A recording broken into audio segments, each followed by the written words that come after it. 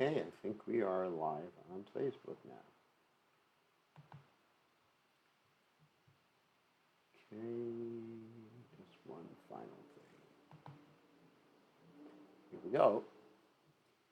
All right, good to see everybody. All right, we're going to start with our Nectar of Devotion study. Let's get started. Jaya Radha Madhava Kunya Bihari Jaya Radha Madhava Kunya Bihari Gopi Jana Malaba Giribharat Hati Gopi Jana Vallabha Giribharat Hati Yashodanandana Vrajajana Ranjana Yashodanandana Vrajajana Ranjana Yamuna Tira Vanachari Yamuna Tira Vanachari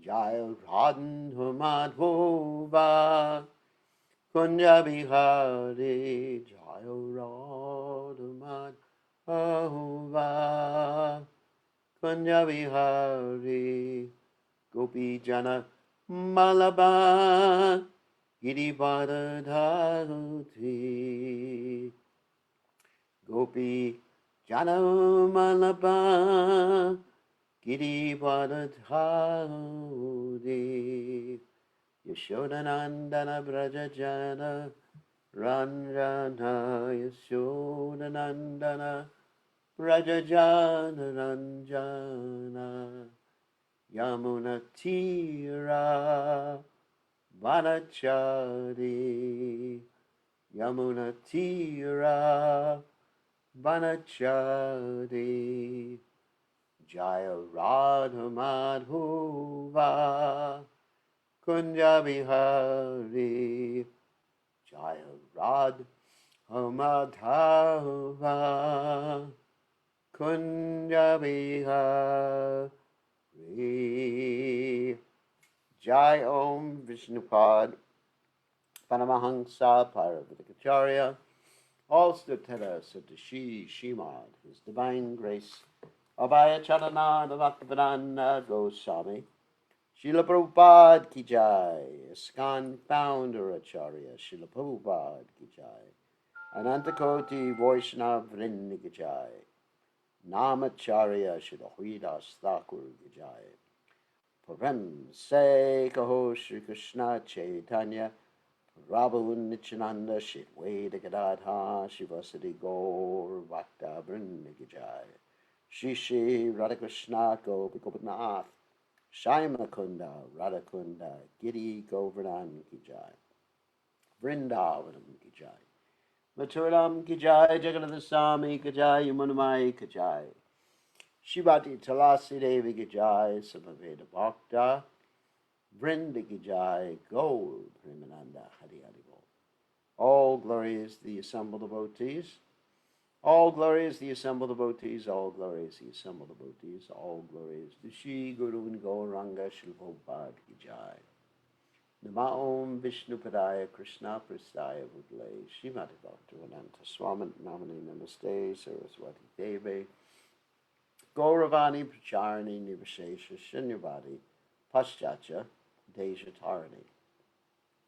So, Om Ganad Timiranda Shah Gananjana Shalakaya Chakshur and Meditam Yena Tasmai Shri Gurave Namaha.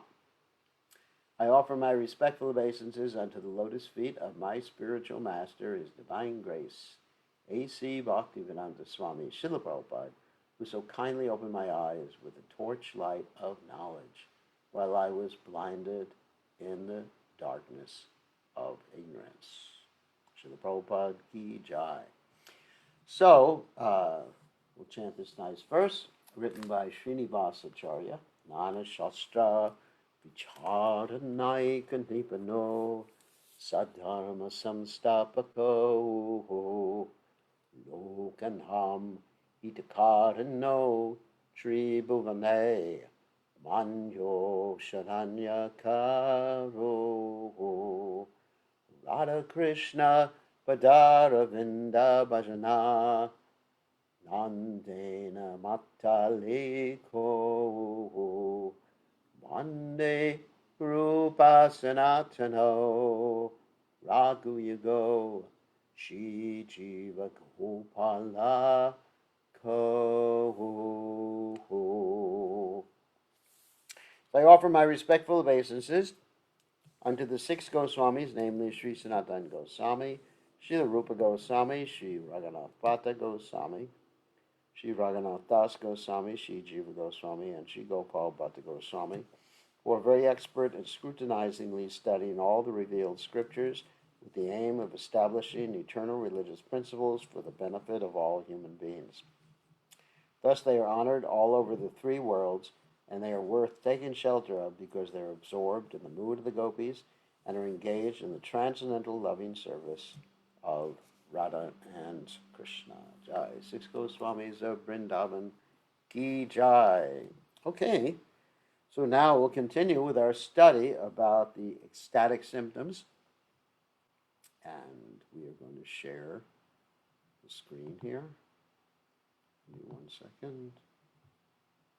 Here we go.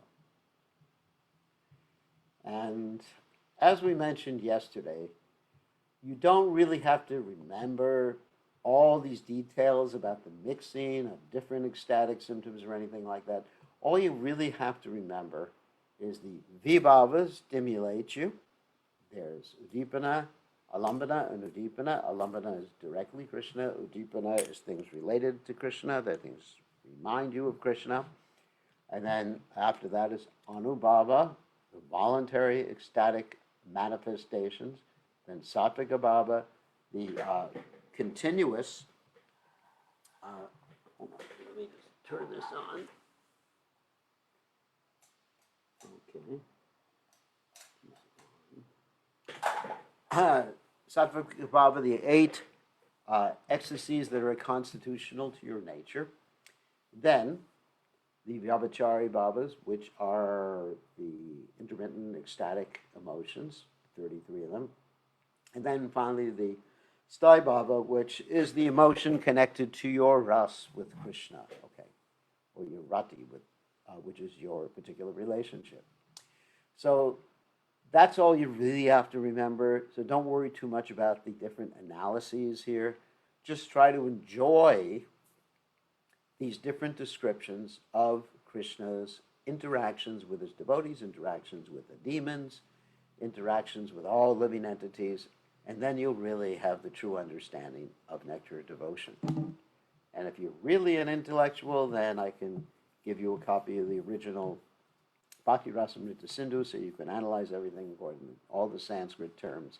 But as far as your Krishna consciousness is concerned, just be concerned with understanding those basic categories which I described in the beginning of class.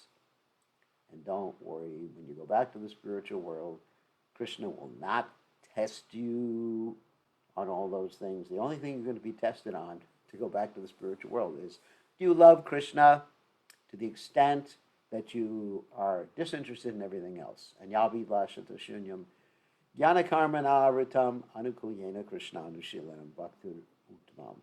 So this is the test. The only thing you really have to pass is that test. What is it?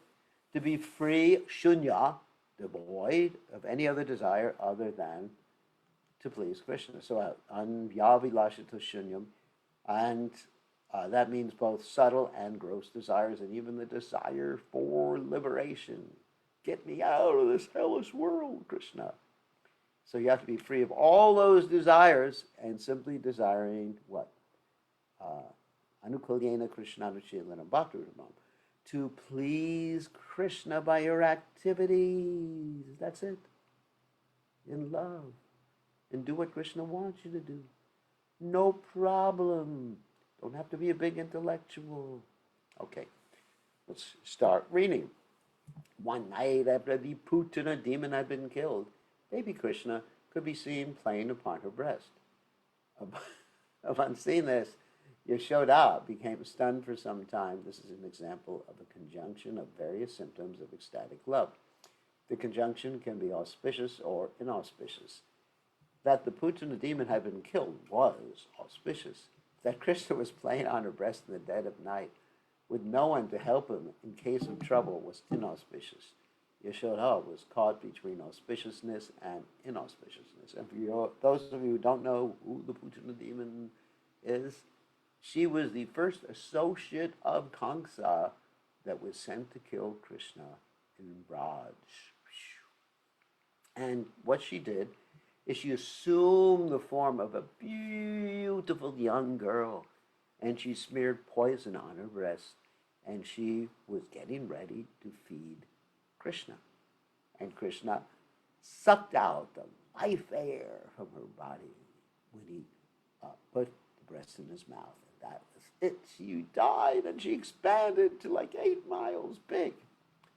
And when her body was burnt, it had a wonderful smell to it. Why was that? Because being touched by Krishna, her body became spiritualized. Anyway, that's the Putana demon. And so she was 8 miles long, and so Krishna could crawl all over her. I guess it was a playground for Krishna. After Krishna had just learned to walk, he was going in and out of the house very frequently. Yashoda became surprised and said, "This child is too restless and cannot be controlled. He is incessantly going about the neighborhood of Gokula, Vrindavan, and then he is coming back inside the house. I see that the child is very fearless, but in spite of his fearlessness, I am becoming more and more afraid of his falling into some danger." This again is an instance of the conjunction of two opposing elements. The child was very fearless, but at the same time, Yashoda was becoming fearful of some danger. Here, danger is the cause, and Yashoda's feelings are in conjunction of two opposing symptoms. In other words, Yashoda was feeling both happiness and doubt or growing fear. Now, this is a common symptom that mothers feel as soon as the child can actually move around the house on his own. And usually in the modern houses, they put caps on all the electric plugs, which you call power points in other countries, so the child doesn't stick his hand in them. I remember, unfortunately, when I was a little kid, I actually stuck my hand in the electric plug, and bzzz, I got a shock and I pulled it out. Fortunately, I did not die. So my mother was always worried about me. Another time I escaped from the apartment. I mean, these are not, anyway, I shouldn't tell these stories about me. But anyway, it's a common feeling for the mother to be really worried about her kid when the kid learns to go about on his own. And so with Krishna, it's spiritual. With anyone else like me, it would be completely mundane. When Devaki, the mother of Krishna, saw her son very jubilant in the presence of the wrestlers in Kamsa's arena, 2 kinds of tears were simultaneously gliding down her cheeks. Sometimes her tears were warm, and sometimes they were cold. This is an instance of a conjunction of jubilation and lamentation due to different causes of ecstatic love. So conjunction, because she saw Krishna. Previously she had been in prison, and after so many years, 16 years, she actually saw her son again. That was ecstatic for her. But then she saw her son was having to wrestle with these 2 gigantic wrestlers, Chanura and Mushtika. Of course, Krishna and Balaram, they just like wiped him out very quickly. Once when Srimati Radharani was standing on the bank of the Yamuna River in the forest of Vrindavan, she was attacked by Krishna, who was stronger than she. Oh my God. Although she externally expressed a disturbed mood from this incident, within herself she was smiling and feeling great satisfaction. Externally, she moved her eyebrows and made a show of rejecting Krishna. In this mood, Radharani looked very beautiful, and Srila Rupa Goswami glorifies her beauty. This is an instance of exhibiting varying feelings and ecstatic love, although the cause is one only, Krishna.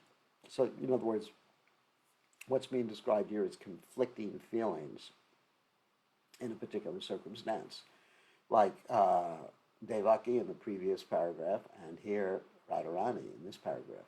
Sometimes there were great festivals in the house of Nanda Maharaj, and all the inhabitants of Vrindavan would assemble for these festivals. During one such festival, Srimati Radharani was seen wearing a golden necklace given to her by Krishna. This was immediately detected by Mother Yashoda, as well as by Radharani's mother, because the necklace was too long for Radharani's neck. At the same time, Radharani could see Krishna nearby, as well as her own husband, Abhimanyu. Abhimanyu, the word means like proud and violent. So all these things combined to make Radharani feel very much ashamed, and with her face shriveled, she began to look very beautiful. In this case, there was a combination of bashfulness, anger, jubilation, and lamentation. This is an instance of an aggregate of symptoms of ecstatic love. Kamsa once said, "What harm can this boy do to me? He has no power." The next moment, Kamsa was informed that all of his friends had been killed by the boy. Then Kamsa began to think in perplexity, "Shall I go immediately and surrender unto him? But how can a great warrior do this?" The next moment he thought, "Why should I be afraid of him? There are still so many wrestlers standing to support me." But the next moment he began to consider, the boy is certainly not common, because he has lifted Govardhan Hill with his left hand. So what can I do in this connection? Let me go to Vrindavan and inflict pains on all the residents there. But still I cannot even go out, because my heart is trembling from fear of this boy. This condition of Kamsa's mind reveals an instance of pride, lamentation, humility, determination, remembrance, doubtfulness, anger, and fear. Actually, 8 different symptoms comprise the mental condition of Kamsa. This is another instance of an aggregate of symptoms in hopeless, ecstatic love. Of course, before that, Kamsa had so many dreams.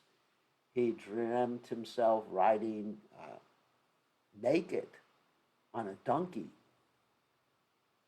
And that's a sign you're going to die pretty soon. So if you have a dream like that, get ready, write your will, because you're going to go. And another, not even a dream, but another experience he had was looking in a mirror at himself and not seeing anything. You have that happen, that's another sign, time to go, Prabhu. So every day you should look in the mirror and see if you can see yourself. One householder devotee once said, "My Lord, I am so wretched that these 2 eyes are never desiring to see the glorious city of Mathura. Therefore, my eyes are actually condemned. I am nicely educated, but my education has simply been used in government service. I have not considered formidable time stronger than anything else, which creates and annihilates everything. To whom shall I leave all my wealth and fortune? I am becoming older and older. What shall I do? Shall I execute devotional service from here at home? This I cannot do, because my mind is being attracted by the transcendental land of Vrindavan."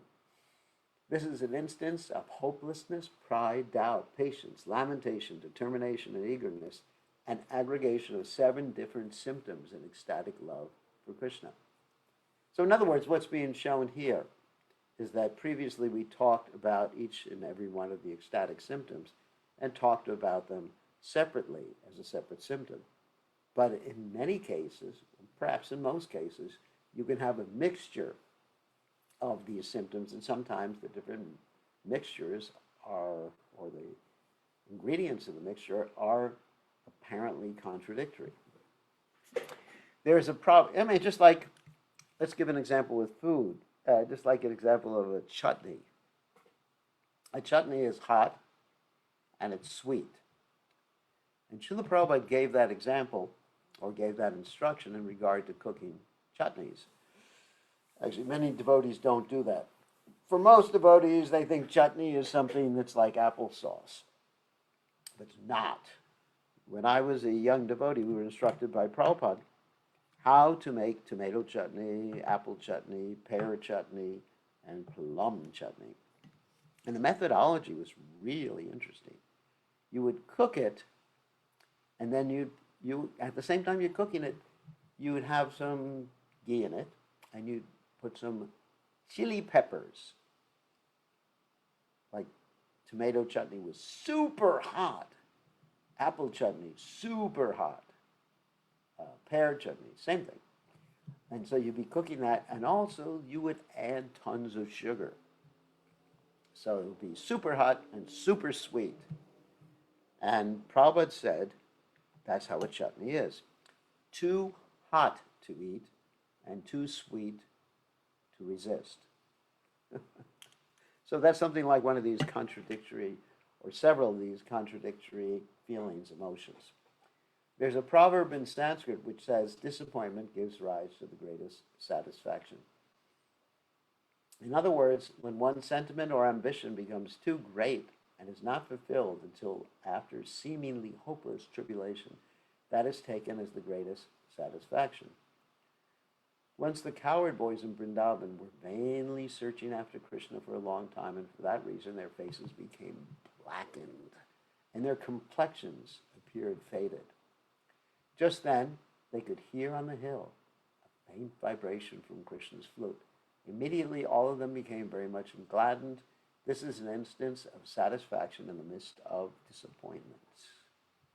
And this is similar to Prabhupada's experience that for many years in India, he tried different strategies in order to present Krishna consciousness. He had a place in Jhansi, which was taken away by the governor to allow the governor's wife to run a ladies' bhavan, a ladies' place. Then he was kicked out of his godbrother's ashrams. He tried to make his house a place of preaching. His wife wouldn't allow it. He tried to do business to actually make money so he could preach and distribute books in the Western world. It didn't happen. And so finally, after a long time of struggling, Prabhupada came to New York with nothing. And even when he was in New York, so many things happened. He was living in an apartment with someone who had meat in the refrigerator. And this person at a particular point went off on an LSD trip, and Prabhupada felt threatened, and Prabhupada ran. He was living in the streets, basically. Not living, but went to the streets, and he was taken by some of his followers into a better place. But anyway, he just had to leave, like right in the middle of the day, without taking any of his stuff with him. And then he had stuff stolen from him, and so many disappointments. And then finally, success. When the devotees, when people joined him in New York, and they just took up Krishna consciousness because of the chanting of the holy name, and he had an army of devotees, an army of spiritual children at that point. So that really makes one feel ecstatic to struggle for something and then achieve it after some time. Prabhupada was asked the question one time, why does Krishna make it so difficult so many times? Why doesn't he just like give you the whole world on a platter, or, make you successful? I want something, I prayed for it, okay, Krishna, knock, knock, knock, just knock my door. Oh, here's what you ordered. Well, Krishna makes things difficult because without difficulty, without a struggle, where's the chance for glorious victory, and how will one appreciate Krishna consciousness? If everything came easy, we wouldn't appreciate anything. Plus, Krishna wants us to surrender to him. Surrender to him means you gotta sharpen the blade. It's like if you want to sharpen a knife, you gotta you wear down on something. You gotta take away the dull stuff, and then eventually make the tip of the blade very sharp. So in the same way, Krishna is just whittling away at our dull stuff. And so there's a little struggle. No pain, no gain. Okay, remember that. And even the pain is ecstatic because you have a higher purpose in life. What's the highest purpose? Loving Krishna. Pleasing Krishna. Actually, I was thinking about this today. So many devotees were saying, well, the highest purpose is to go back to Godhead. The highest purpose is to actually get rid of the anarthas. The highest purpose is to go to the stage of bhava or prema or whatever. And I just think, I'm just very simple. I believe in the KISS philosophy, that keep it simple sadhu, that I think the highest purpose is just to please Krishna and Prabhupada. I can't worry about anything else. It's that life is too complicated to worry about anything else other than pleasing Krishna, Prabhupada, and pleasing Prabhupada. Hare Krishna. Then everything's accomplished. Shuddha Shraddhe Vishva Shakohe Sudrita Nishchaya. Srila Rupa Goswami says that although he has no expert knowledge about the sounds and meanings and mellows of symptoms of ecstatic love, he has tried to give some examples of different varieties of love of Krishna. He further states that the 33 disturbing symptoms of ecstatic love, those are the Vyabhichari bhavas, plus 8 other symptoms, as the Astasatvika bhava, all taken together equal 41 primary symptoms of ecstatic love. These symptoms create transformations of bodily activities as well as movements of the senses. All of them can be accepted as different feelings of the heart. Sometimes some of the feelings are quite natural, sometimes some of the feelings are temporary appearances. Those are the Vyabhichari bhavas. Those symptoms which are very natural always remain both within and without the devotee. That's the Astasatvika bhava, the 8-fold sattva bhavas. They always remain.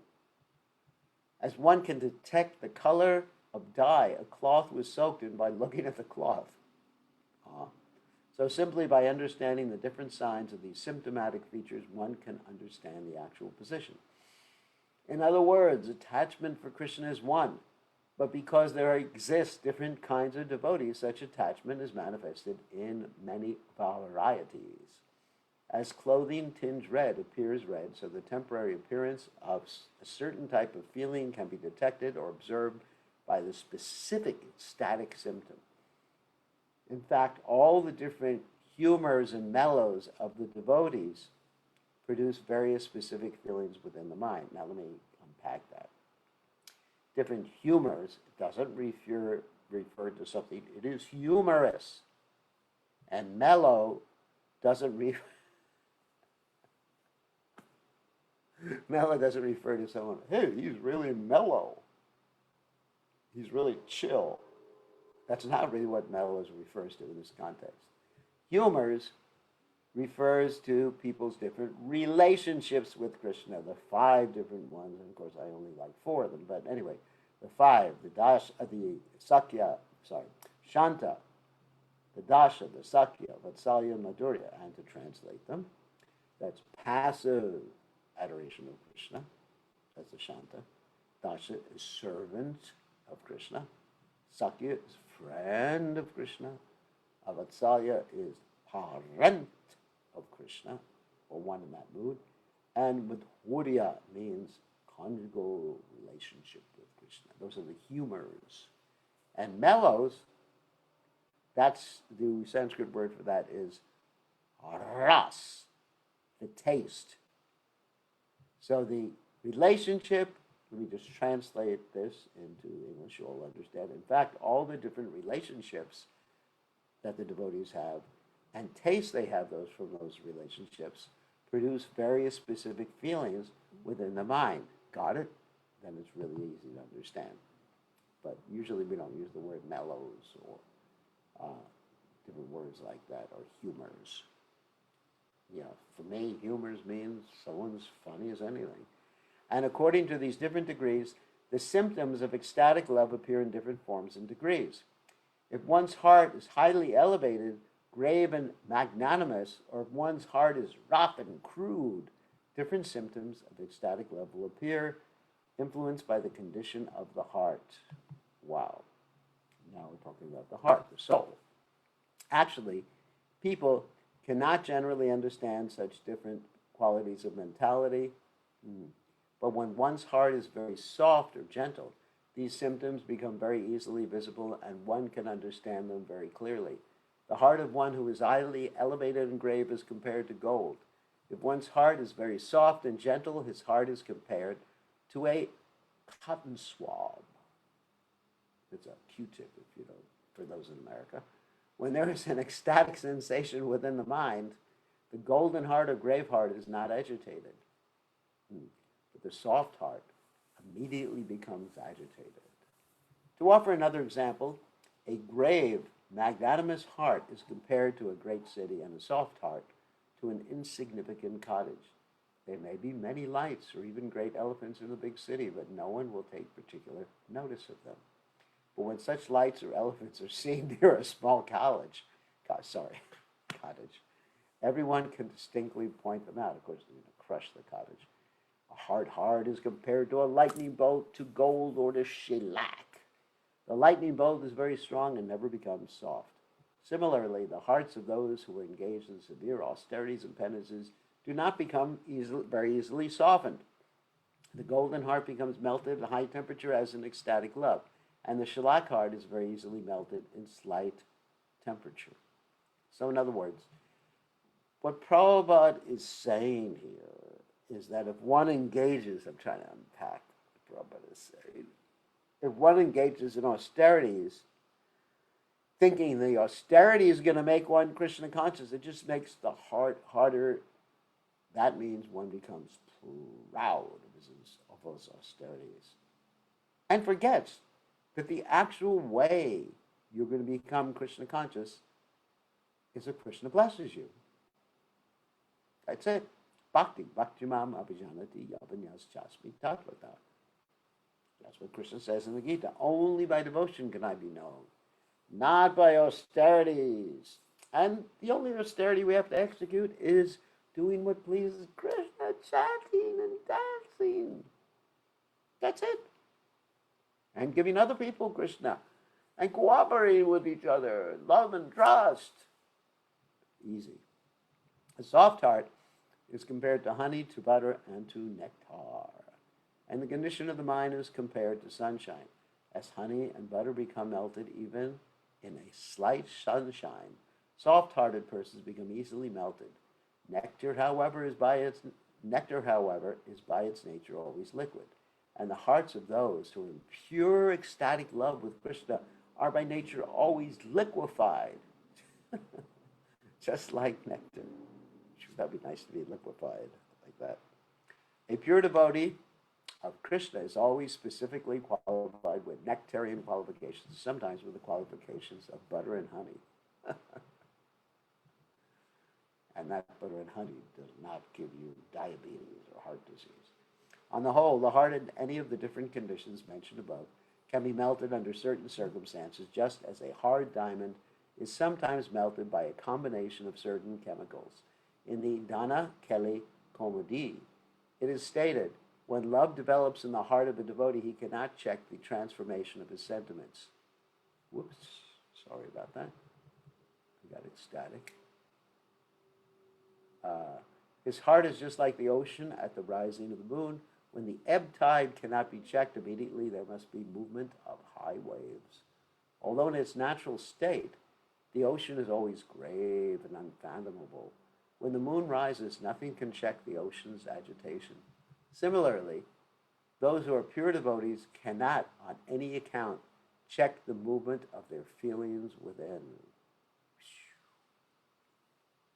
And I mean, you would see that with Prabhupada. He tried his best to check his feelings. I remember standing beside or in the back of Prabhupada and just watching Prabhupada do some simple things like playing the cartels.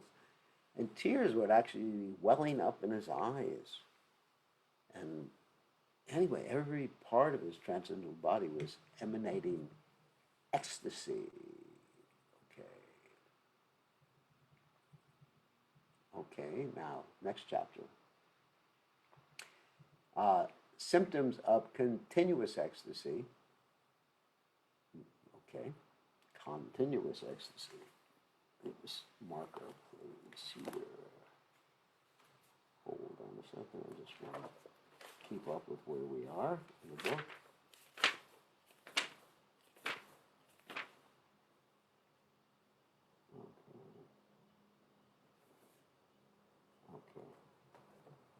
Okay, symptoms of continuous ecstasy. Now, these symptoms, or this chapter, deals with something called sthai bhav. Basically, continuous ecstasy.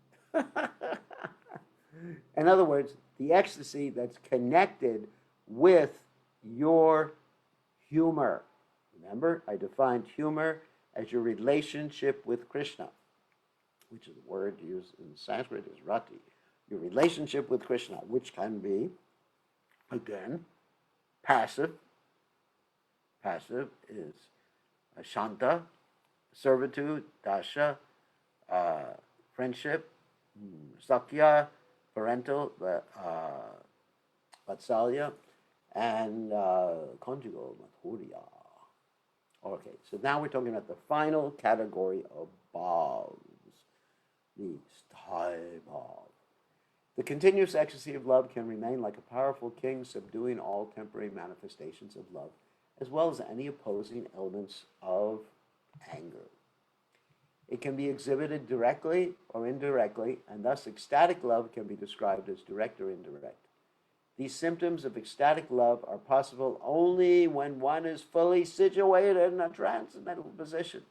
Direct ecstatic love can be divided into two groups, namely selfish and selfless. These are both transcendental.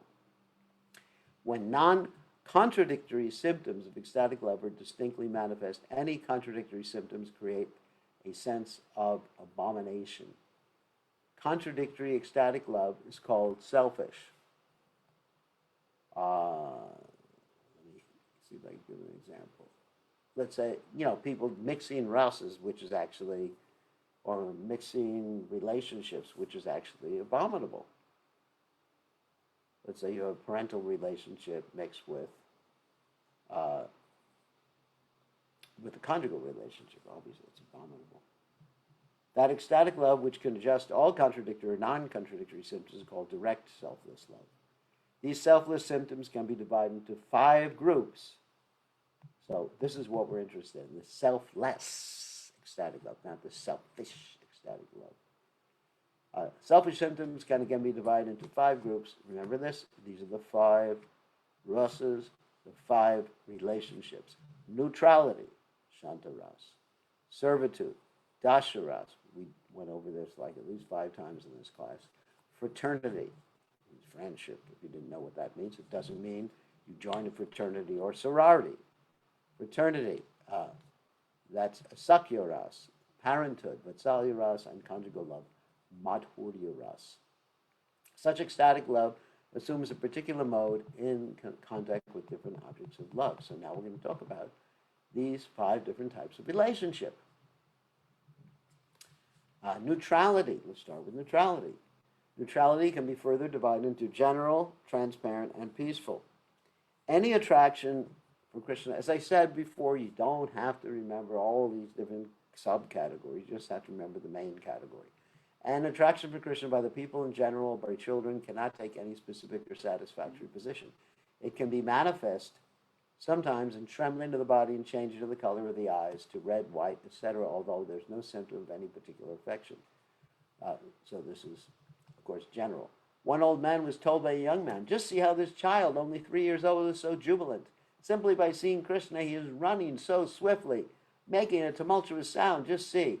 This is an instance of neutral ecstatic love in the heart of a child without any specific subdivision. Just neutral. Due to the different types of attraction for Krishna, there are different varieties of devotees. Their symptoms are manifested transparently, just like jewels. It is said that a great devotee Brahmana would sometimes address the Supreme Personality of Godhead as Master and sometimes joke with the Lord, using different kinds of familial words. Sometimes he would protect the Lord with a filial affection, and sometimes he would cry out to the Lord, addressing the Lord as his beloved. And sometimes he would meditate on the Lord as a super soul. Shoo! This means that the Brahmana expresses ecstatic loving symptoms in different ways at different times. But in each instance, because of ecstatic love, the Brahmana immersed himself in the ocean of happiness and became situated in pure love. Thus he was a transparent medium like a jewel that shows reality in varying colors according to its nature. When the great sage Narada was glorifying the pastimes of the Lord with his vina, that means a musical instrument, the 4 Kumaras headed by Sanaka, although merged in the impersonal conception of Brahman, were trembling all over. Another devotee once exclaimed, although I can achieve liberation simply by serving the devotees, my mind is still very much anxious to see the Supreme Personality of Godhead, whose bodily complexion is just like a dark cloud. When a devotee is so anxious to contact the Supreme Personality of Godhead, that can also be accepted as a symptom of neutral love. Okay, neutral. That means before you get to serve. That's what you have to remember. Pure and mixed flavors. Generally, a devotee of Lord Krishna may be placed into one of three groups. One group consists of those who are completely dependent on the merciful affection of the Supreme Personality of Godhead. Another group consists of devotees who are dealing with Krishna on friendly terms. And the third group consists of those who are dealing with Krishna as his superiors with parental affection. This is just in general describing the different relationships. These three classes of devotees gradually develop different relationships of transcendental mellow with the personality of Godhead. When the attraction for Krishna is based on only one particular humor, that humor is called Kevala, or the pure state, one. One in this pure state of devotional service gradually develops the desire to follow in the footsteps of an eternal associate of Krishna, that is, to follow in the footsteps of Rasala, the personal attendant of Krishna in Goloka Vrindavan, or to follow Krishna's friends like Srinam and Sudam, or to follow Nanda and Yashoda, devotees in parenthood. Ecstatic love for Krishna is never manifested directly with Krishna himself. The devotee has to follow in the footsteps of the eternal associates of Krishna in Goloka Vrindavan. Now let me explain what that means. We were talking about that in the beginning of the Nectar of Devotion, where we were talking about sadhana bhakti, the two branches of sadhana or practice bhakti. One is called Vaidhi, rules and regulations. The next one is called Raganuga. When one reaches the Raganuga stage, in other words, you're able to be nishta or steady in devotional service, then you actually begin to realize your nature in the spiritual world, and you begin to follow in the footsteps and serve a servant of Krishna, or serve a servant of a servant of a servant of a servant of Krishna. As Lord Chaitanya says, Gopi Bharata Padakamala, Dasa Dasa Dasanudasa. I'm a servant of a servant of a servant of the Lord who maintains the gopis in Vrindavan. And actually, Prabhupada one time said that further away you are, in other words, let's say the servant of a servant of a servant of a servant, that means more of a humble position, the more exalted that position is, more pleasing to Krishna. That is, if one simply says, I'm a servant of Krishna, that's not so pleasing. But if one says, I'm a servant of a servant of a servant of a servant, just a humble servant of someone who is serving Krishna, then Krishna becomes very pleased, because Krishna says, one who says he is my devotee is not my devotee, but one who says he is a devotee of my devotee is my devotee. So that's the real point. Until you realize that you're a servant of Krishna's devotees, then you're really not Krishna's devotee. That may be a shock to you. Until you realize you are a servant of Krishna's devotees, you are not really Krishna's devotee. Now, one time we had a devotee who was dressing Krishna in the morning. He says, why is Krishna paying so much attention to Radharani? Why doesn't he pay attention to me? Of course, that was a lady.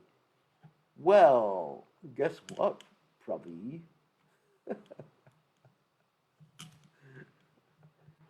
We want to serve Radharani, so Krishna pays attention. Notice I use the word Prabhi. Let's use the right Sanskrit when we address people. Like when we're calling someone by their name. Let's say we're mentioning so-and-so Prabhu. Let's say Krishna Prabhu.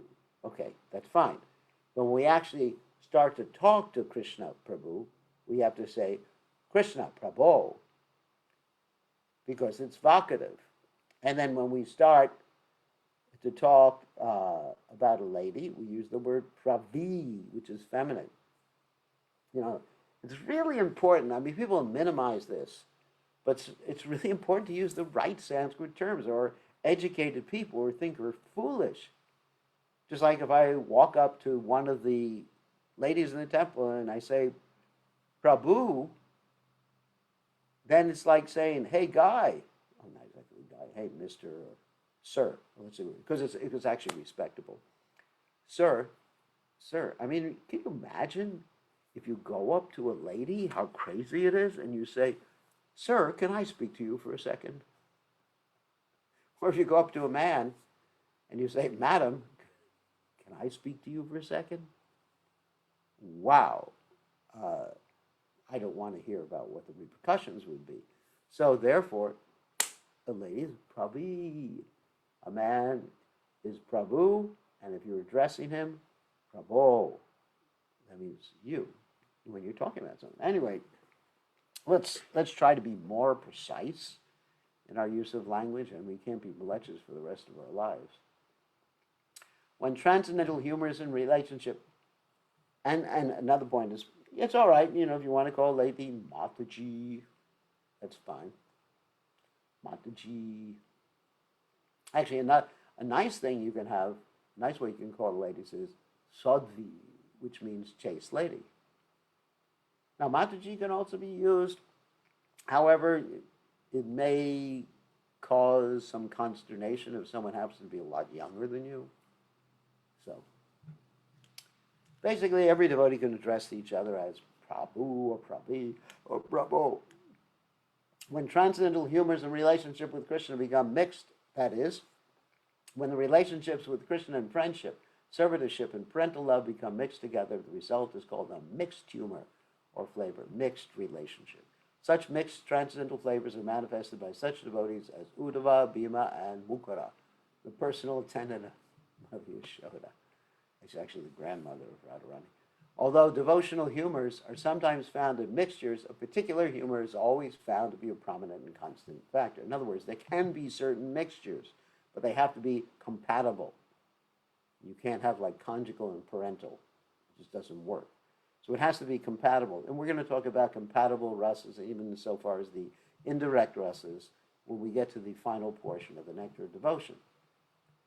But there's always a prominent relationship. In other words, one of those five always has to be prominent in the heart of a devotee. The prominent humor is to be accepted as the devotee's main relationship with Krishna. For example, Uddhava is in relationship with Krishna as a friend, but in Uddhava's character, a trace of servitude to Krishna is also visible. Such friendship is called friendship in reverence. That's perfectly compatible. The friendship typified by Sridham and Sudham, however, is the standard of friendship without any tinge of reverence. Someone is asking a question.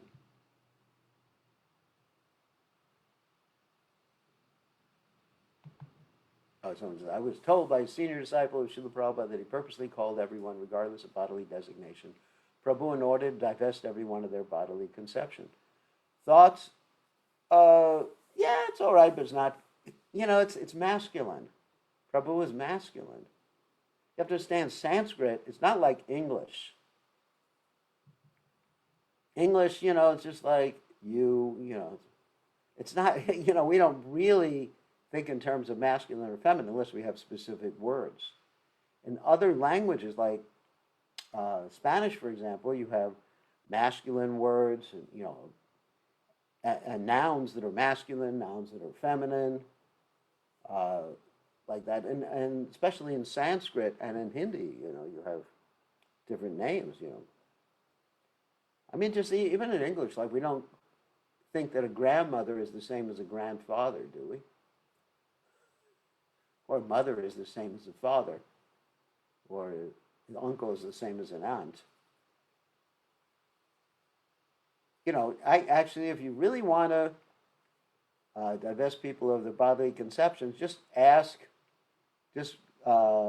everybody as, hey, spirit, soul. Hey, devota. Anyway, in Spanish, actually, devota. It's masculine and feminine. Bhaktin. Yeah, so bhakta, a devotee. Bhaktin, a devotini. I don't know. I'm not going to argue with people forever about this, to best people their bodily conceptions.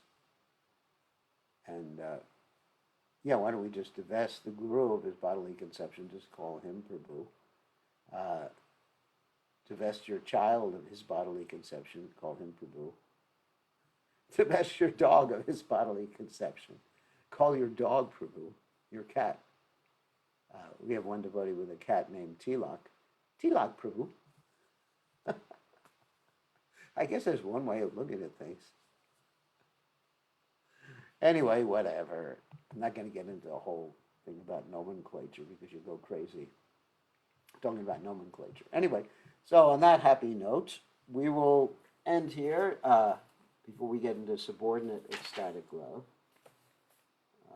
Subordinate ecstatic love. That's where we'll start tomorrow. Subordinate ecstatic love. This is really, I really enjoy this discussion of different types of bhavas or relationships or mixtures. It's really a really amazing discussion. Okay, now we are going to stop our sharing. I should not share with any of you. So we're going to stop our sharing, and I'm going to allow you to unmute yourselves in a second.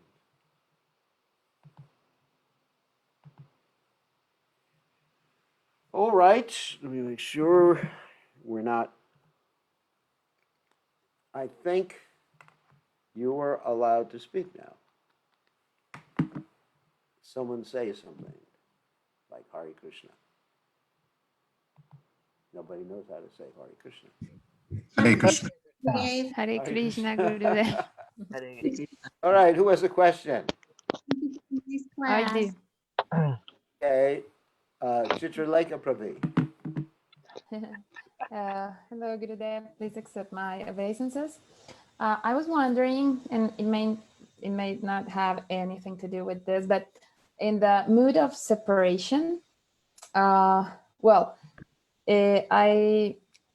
sometimes I have felt like, okay, this sadness of being separate of Krishna, the devotees, but how can we separate? Like, or is there a risk of us having like experimenting this mood of separation and actually getting into a depression or something that affects our I don't know, personal lives, working life or something?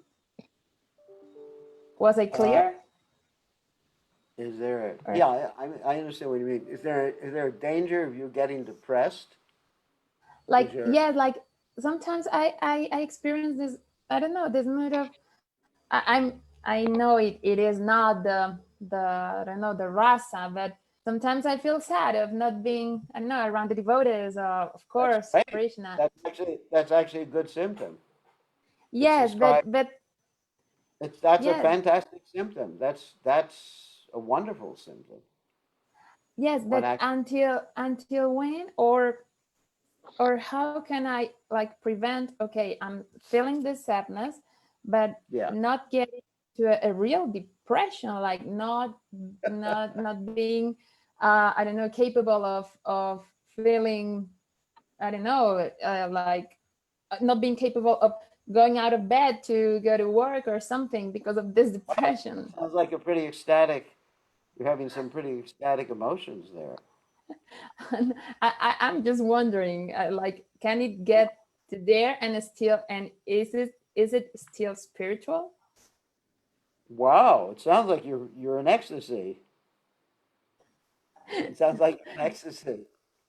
Krishna, feeling your separation in a moment is like 12 years or more. Tears are flowing from my eyes like a torrent of rain, and I'm feeling all vacant in the world in your absence. Wow. You are ecstatic. That's ecstatic. I wish I could be, no, but I'm just wondering, like, if it can turn into that. I wish I could feel so ecstatic.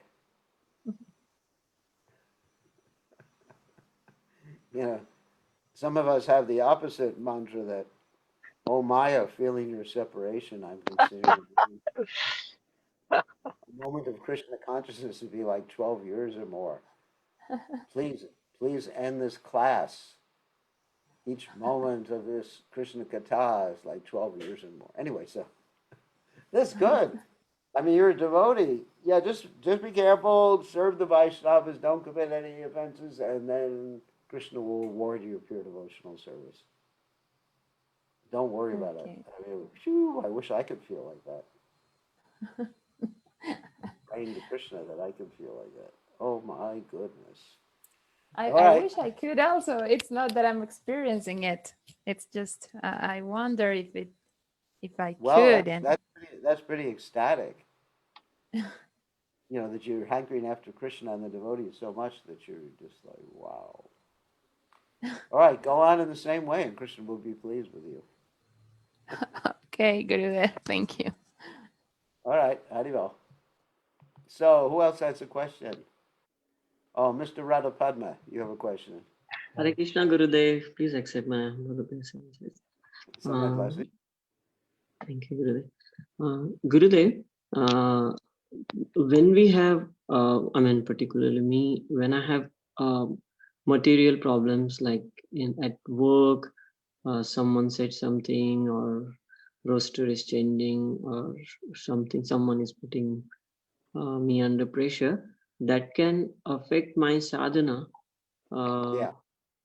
But Krishna consciousness never affects my work. I mean, when I'm at work, I can be absorbed in my work, but when I'm doing sadhana, I'm not absorbed. Like whatever material problems I'm facing, it disturbs me so much that I struggle. That means you're not on the platform of Ruchi, sorry. On the platform of Ruchi, when one tries to think of Maya, one cannot. The mind goes back to Krishna. Before the platform of Ruchi, when one tries to think of Krishna, the mind goes to Maya.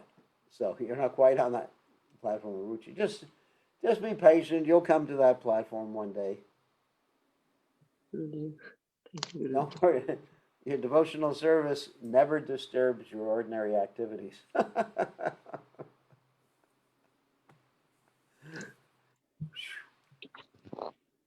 I mean, once you're Krishna conscious, then everything you see becomes a vibhava.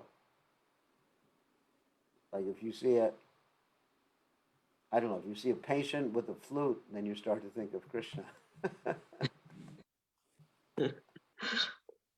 I don't know, whenever I see a person, I think that they're a devotee. Yeah. That's what I see. So every person becomes a vibhava, or a stimulant for ecstatic love. Say, oh, they look like a devotee. To me, everybody looks like a devotee. It's nice. Except some rascals who can remain nameless. Anyway.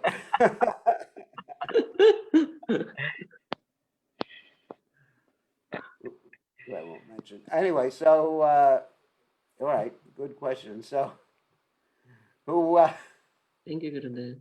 Hare Krishna. oh, who's that? This is Sumuk, your disciple Guru Maharaj. Sumuk, okay, Sumuk, what's up? All good, Gurudev. Just listening to the Nectar of Devotion. We know that a body has two souls. One is super soul, one is soul. One is Individual. Paramatma, one is us. Yeah. So Yeah. when we, like you say, we meet somebody, say Hare Krishna Prabhu, Hare Krishna Pravi, Mataji is there. So even if, but we also know that Krishna is also with that person, but we never say hi to him. You only say hi to the body with the soul. No, but when we offer obeisances, we're actually offering obeisances to Krishna in the heart. To the That's Paramatma. That's why we paramount with Krishna in the heart, because the body is a temple of God. The reason you put tilak on, hopefully, is that I know you're wearing tilak, which is good. The reason you put tilak on is it signifies the body is a temple of God and belongs to God. So when we offer obeisances, we're not exactly offering obeisances to the body. Of course, we're offering respect to the soul too, but ultimately, what we're doing is offering respects to to Krishna in the heart. Understand? So we are.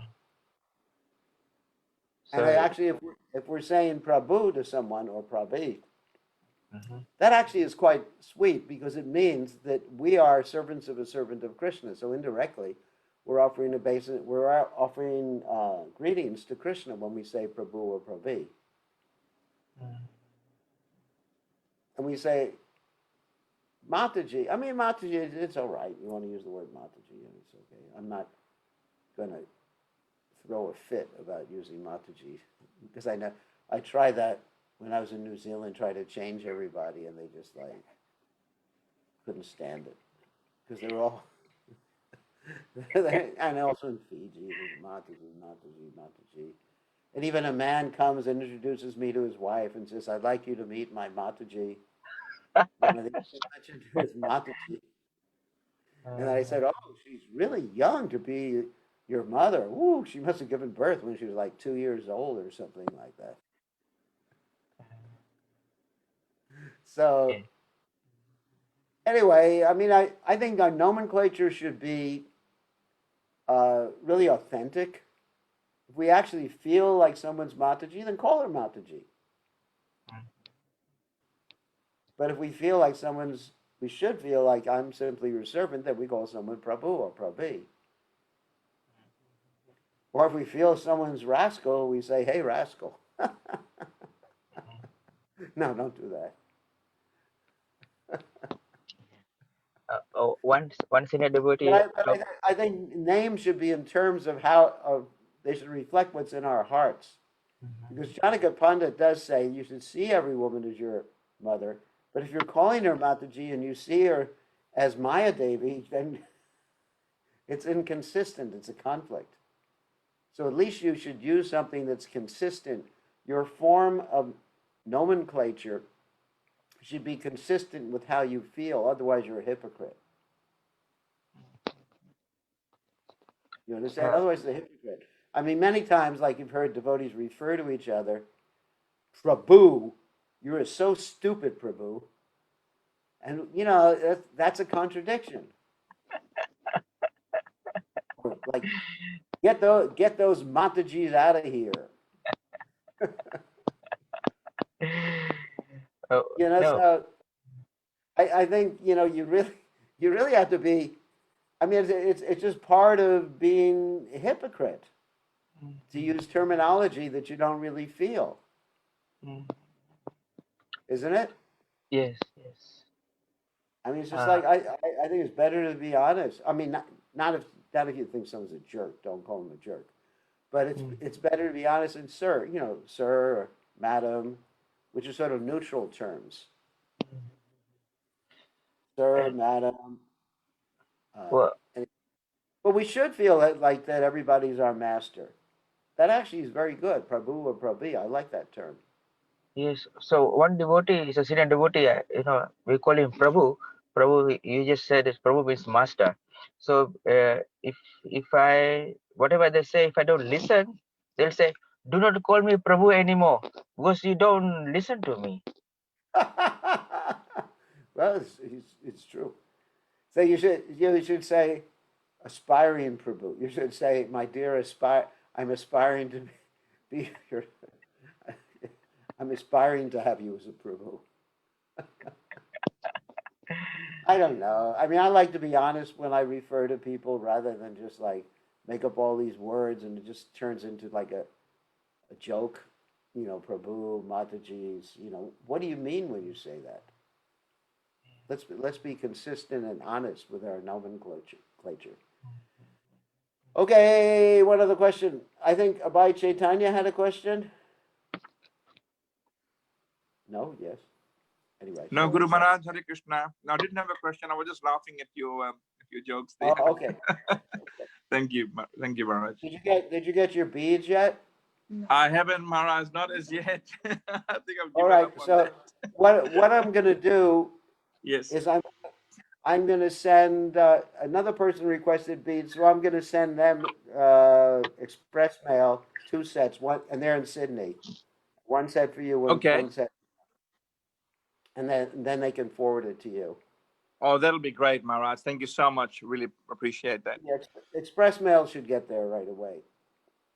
I hope. Yes. I think it's getting better. At that time, things were really bad with COVID, so maybe that's where it got lost somewhere. Yeah. So things are better in Australia. Things are worse in America now. I know. I saw yesterday 120,000 cases a day. Yeah, in America. Yeah, that's right. Yeah, not good. But we got rid of Kamsa, though. Well, kind of. It's not quite conceding defeat yet. So they're going to have to pry him out of the office. Yeah. But at least he was voted out of office yesterday. Yes, that's right. All Excellent. right. Thank you, Anyway, Maharaj. thank you. So, all right, we'll see you all later.